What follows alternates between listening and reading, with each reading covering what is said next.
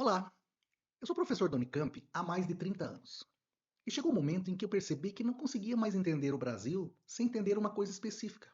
Afinal, por que as pessoas escolhem acreditar na mentira quando a verdade está disponível? E olha, gente, eu não estou falando de pessoas sem educação. Eu estou falando de médicos, advogados, professores. Pessoas inteligentes que escolhem narrativas falsas. Foi para responder essa pergunta que eu escrevi o livro O Algoritmo do Ressentimento. Porque a mentira vence a verdade no seu celular. Eu comecei a notar algo estranho nas minhas aulas, nas conversas com colegas, na minha própria família.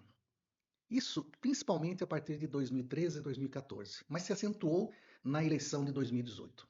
E eu percebi que ali houve uma ruptura. Pessoas que eu acreditava que conhecia bem começaram a viver em realidades completamente diferentes da minha. E eu, como professor de saúde coletiva, percebi que isso não era só um problema político, era um problema também de saúde pública. Porque a desinformação mata, literalmente. E nós vimos isso muitas e muitas milhares de vezes na pandemia. Mas o que me perturbou de verdade foi descobrir que isso não é acidente e muito menos falha do sistema, mas é o próprio sistema funcionando exatamente como ele foi desenhado.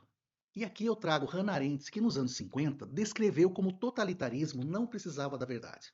Precisava apenas de uma narrativa coerente que satisfizesse o ressentimento das massas. O que eu descobri, e esse é o argumento central do livro, é que essa lógica não desapareceu com o fim dos regimes totalitários do século XX, mas ela foi totalmente privatizada. Hoje, plataformas como Facebook, YouTube e TikTok lucram mais quando você está com raiva do que quando você está informado. Mas é porque o engajamento é o produto. E o ódio gera mais engajamento do que a verdade. O ressentimento, ele vira um negócio. E nós, sem percebermos, somos tanto os consumidores quanto a própria matéria-prima. Mas o livro ele faz outra coisa. Ele te dá uma chave de leitura. Depois que você entender o que é a infocracia, o capitalismo de vigilância, a dupla corrosão epistêmica e ética, você nunca mais vai olhar para o seu celular da mesma forma. Você vai entender porque seu cérebro é biologicamente vulnerável à desinformação. Vai entender porque discutir com fatos muitas vezes não funciona, ou a boa parte das vezes não funciona em determinados grupos. E vai encontrar no último capítulo o que eu chamo de resistência, ou seja, microatos concretos que qualquer pessoa pode praticar para reconstruir a razão pública no cotidiano. São 132 páginas, dá para ler tranquilamente no final de semana, mas as perguntas que ele levanta ficam para muito mais tempo.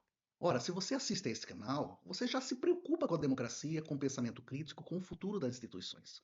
Esse livro foi escrito para você. O link para compra em versão física e digital está na descrição deste vídeo.